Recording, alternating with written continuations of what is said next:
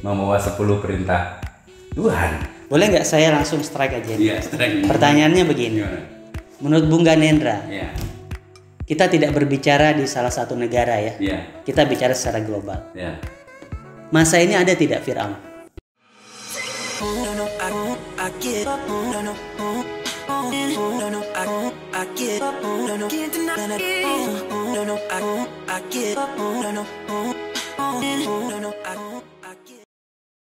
Misalnya hasil pemilu itu kan mencerminkan tingkat kedewasaan dan ketidakdewasaan rakyatnya, betul enggak?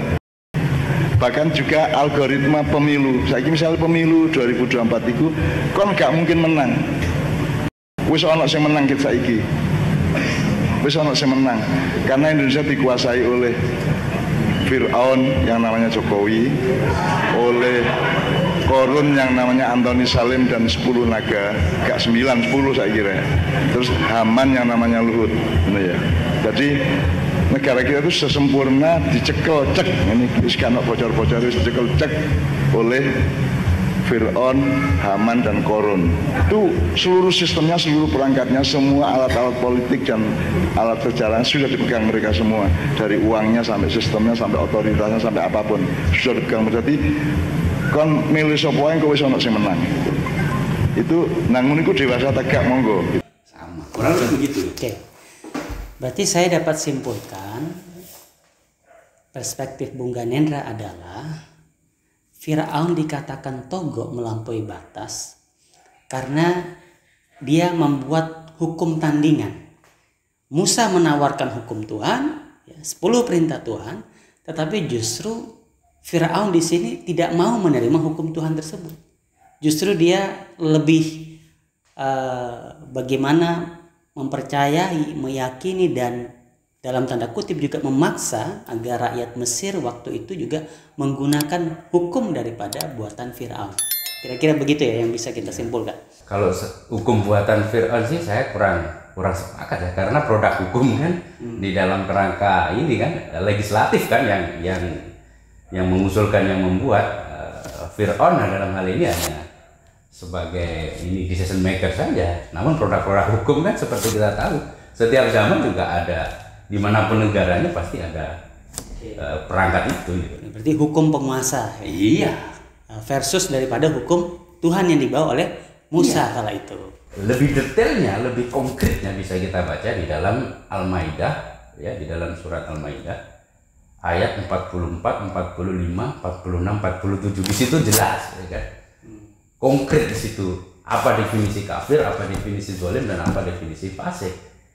Dan Musa membawa apa, Nabi bisa membawa, di situ jelas. Sehingga kita terang ya, sesungguhnya hal ini berbicara tentang apa konteksnya gitu loh. Simbol-simbol ini berbicara tentang apa. Nah itu yang perlu kita kaji mendalam. Nah sekali lagi ini perspektif saya, karena saya juga membaca berdasarkan literatur sejarah yang mana tidak semua Fir'aun juga, karena pada masa Yusuf di situ kan ada Fir'aun yang mengerti nubuatan, yang ngerti tentang firman, sehingga dia bisa menerima kebenaran yang dibawa oleh Yusuf. Seperti itu kira-kira Bung Abdullah.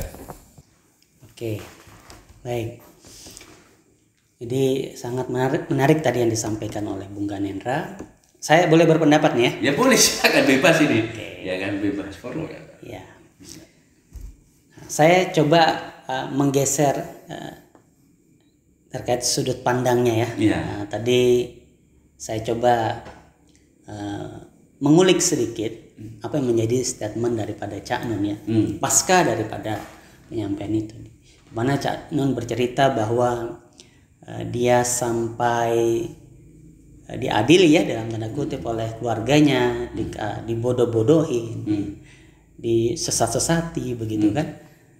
Dan Cak Nun mengatakan ya sadar, menyatakan bahwa memang itu adalah sesuatu yang tidak seharusnya dia sampaikan. Ya, dimana Cak Nun mengatakan ya, seharusnya jangan mengatakan siapa tapi apa gitu. Ya, artinya Cak Nun sadar bahwa tidak boleh di dalam kita berdiskusi, apalagi sekarang kita begitu terkoneksi gitu ya. Jadi kita tidak boleh langsung menyasar seseorang secara pribadi gitu. Dan Cak Nun menyatakan dirinya kesambet. Nah, kesambet, apakah itu memang mendapatkan bisikan daripada syaitan, atau memang ini sebagai sebuah resonansi yang ada di alam? Artinya Tuhan menurunkan wahyu, ya, Allah Subhanahu wa taala menurunkan wahyu melalui Cak Nun. Nah, tentunya ya semua bisa menilai itu. Ya, semua pasti bisa menilai itu. Silahkan, bebas. Kayaknya terlalu ekstrim, Bu. Terlalu ekstrim. Iya, menurunkan wahyu. Ya, artinya dalam perspektif ini memang kenapa yang statement yang disampaikan oleh salah satu umaro kita ya, bahwa statement tersebut jika seandainya premis yang digunakan adalah premis mayor ya, artinya sesuatu yang general, yang umum, tidak menyebut alamatnya, saya yakin tidak ada problem. Karena dari setiap ingatan, dari setiap nada diksi yang disampaikan, yang sudah keluar, itu sesungguhnya kan menggambarkan keadaan yang terjadi. Sehingga kita bisa merefleksikan atau mengambil pelajaran daripada diksi-diksi atau statement-statement yang keluar. Betulkah zaman ini seperti yang terjadi pada zaman Fir'aun? Iya. Nah, itu yang paling penting sesungguhnya. Bukan kepada, mohon maaf ya, bukan kepada langsung ke personal diksi sentimen personal kan. Karena akhirnya kan ini menjadi sebuah statement yang blunder. Artinya Cak Nun di situ menyampaikan tokoh yang ada di kitab suci, kemudian ditarik di zaman ini ada Fir'aun, Korun, kemudian Haman. Nah, pertanyaan besarnya ya siapa yang menjadi Musa gitu. Nah, oleh karenanya saya juga banyak mendengar ya apakah yang menjadi Musa di sini Cak Nun begitu kan? Karena ya Cak Nun sendiri membuat statement akhirnya akan menimbulkan banyak pertanyaan. Iya. Ya itu kan tafsir ya, artinya ya sah saja orang menafsirkan kan, tapi kan kita kaji dulu kan, ya, kita telisik dulu. Kalau Musa dulu membawa Ten Commandment, membawa 10 perintah Tuhan.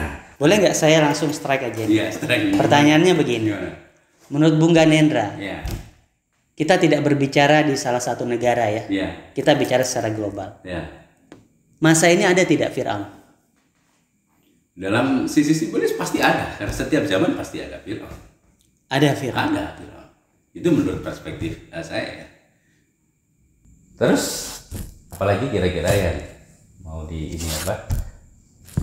pertanyakan atau mau kita diskusikan selain tadi Fir'aun tadi? Oke. Berarti ada ya? Ada. Karena itu kan simbol loh, namanya Fir'aun itu kan simbol ya, dimanapun ya. Ya tadi tatkala tidak ya di dalam konteks Al-Maidah ayat 45 ya, siapapun orangnya, siapapun bangsanya, siapapun negaranya, manakala tidak menjadikan hukum Tuhan sebagai pemutus perkara, sesungguhnya negara tersebut, bangsa tersebut ya sesuai dengan definisi yang ada di kitab bisa dibaca sendiri lah, karena itu tafsirnya kan jelas, artinya kita juga tidak menghakimi, cuma kita bisa bercermin dari situ apakah negara-negara bangsa-bangsa hari ini itu seperti dalam kondisi pada zaman Musa terdahulu atau sudah ya berbeda gitu dalam konteks itu. Jadi masing-masing apa yang dikatakan Cak Nun ya, dalam hal ini ya merupakan refleksi juga, ingatan juga kan, karena Tuhan berbicara juga bisa melalui apa saja kan, bisa melalui mulut manusia, bisa melalui bencana alam, bisa melalui apapun, termasuk kejadian ini. Bisa kita ambil pelajaran daripada itu. Kira-kira begitu kira-kira.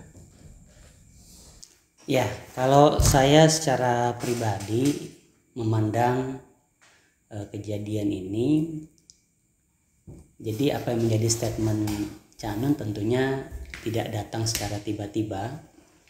Kalau saya mencermati ya video itu, jadi ini adalah sebagai bentuk sarkasme daripada seorang tokoh ya, bagaimana dia menilai sistem perpolitikan kita, khususnya terkait sistem pemilu yang kembali di zaman, bisa kita katakan di zaman Orde Lama maupun di Orde Baru. Sama-sama kita ketahui di zaman Orde Baru dan Orde Lama, apalagi khususnya di zaman Soeharto, kan kita bisa memprediksi siapa yang akan menjadi pemenang, partai mana yang akan menjadi pemenang, kemudian kandidatnya, bicara capres dan cawapresnya juga itu sudah bisa terbaca. Nah, karena terbukti Cak Nun sebelum mengeluarkan statement itu mengatakan bahwa berkenan dengan algoritma pemilu itu sudah bisa ditentukan siapa pemenangnya. Nah, kemudian disebutkanlah ya tokoh-tokoh itu. Dan kalau kita kembali ya kepada bagaimana demokrasi itu.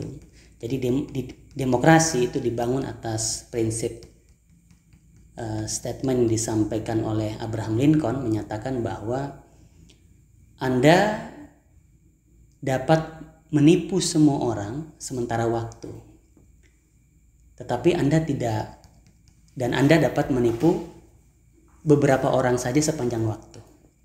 Namun Anda tidak bisa menipu semua orang sepanjang waktu.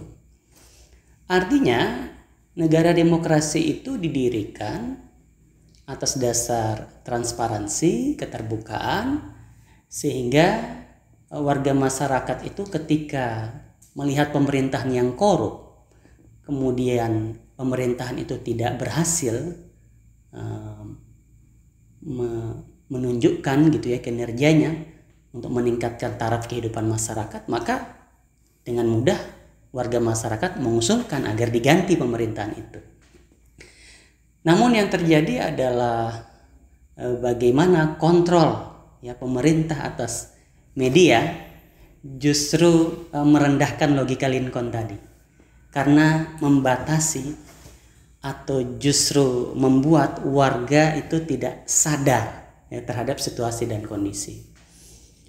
Dan kita juga bisa menyaksikan bersama monopoli media ya, yang dilakukan oleh oligarki yang berkuasa itu dapat melemparkan secara berulang kali kegagalan-kegagalannya kepada pihak lain, dan juga memunculkan ancaman-ancaman dari eksternal, baik yang sifatnya nyata maupun itu fiksi ya, halusinasi.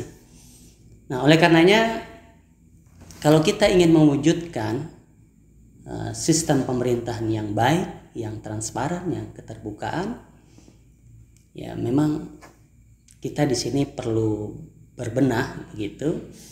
Dan saya meyakini kalau kita ingin mengkaji permasalahan bangsa ini tidak bisa hanya mengandalkan akal pikiran manusia saja. Jadi juga harus diterangi oleh ilmu hikmah, harus diterangi oleh nur Allah. Ya, ini bahasanya agak melebar ini Bung ya. Iya. Ini melebar ini konteksnya ini. Ya sebenarnya ya, apa-apa. Ya oke. Sebenarnya tidak melebar karena ini masih nyambung sebenarnya ya. Karena saya melihat dari angle yang berbeda bahwa ada pemicu. Saya ini kita kan boleh berasumsi. Jadi saya berasumsi ada sebuah pemicu kenapa seorang Cak Nun menyampaikan hal itu. Ya, karena terkait dia tidak percaya lagi terhadap sistem yang ada bahwa bisa menghasilkan sistem pemerintahan, atau dalam hal di sini tahun 2024 itu akan kita bisa melahirkan pemimpin-pemimpin yang memang mereka itu bersaing secara sehat gitu, kira-kira begitulah. Ya. Bicara masalah hal tersebut ya, saya rasa memang perlu bahasan tersendiri Bu untuk membahasnya. Ya ini yang pada intinya adalah bahwa apa yang hari ini terjadi adalah sebuah pelajaran, sebuah cerminan, alat sebagai tool untuk kita merefleksikan. Karena apa yang tertulis di dalam kitab itu kan sesungguhnya adalah pelajaran bagi generasi selanjutnya. Apakah yang terjadi, yang tertulis di dalam kitab-kitab ini kita anggap sebagai dongengan atau kita anggap sebagai pelajaran?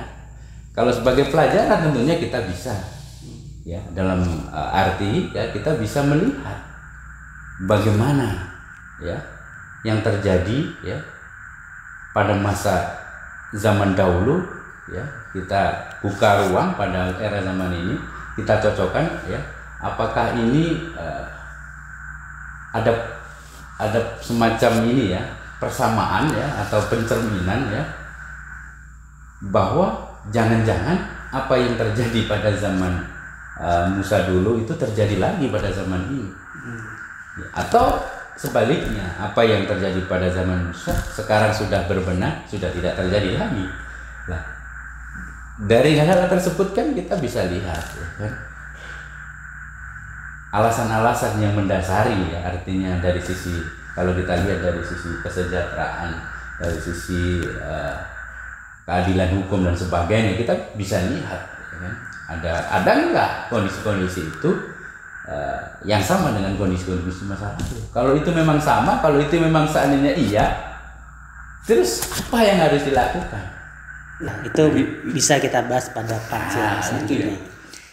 Ya, yang pasti di sini sekali lagi perlu kami sampaikan, kita di sini membangun channel Berani Mikir agar kita ini berani berpikir yang bukan normatif, gitu ya. Berani berpikir yang memang di luar kebiasaan, tajam, kritis, ya, sehingga argumentasi yang sudah terlanjur beredar di masyarakat itu bisa kita uji di forum ini, sehingga kita bisa mendapatkan pengetahuan yang sejati menuju kebenaran yang sejati. Kita lanjut di sesi selanjutnya, Bung Abdillah, yang menarik sekali. Ya. Jadi sekali lagi saya sampaikan kita akan berjumpa lagi untuk pertemuan yang selanjutnya. Berani mikir, berani bicara untuk kemajuan peradaban. Ya, oke, mantap. Oke, Bu. Kita lanjut di sesi yang selanjutnya.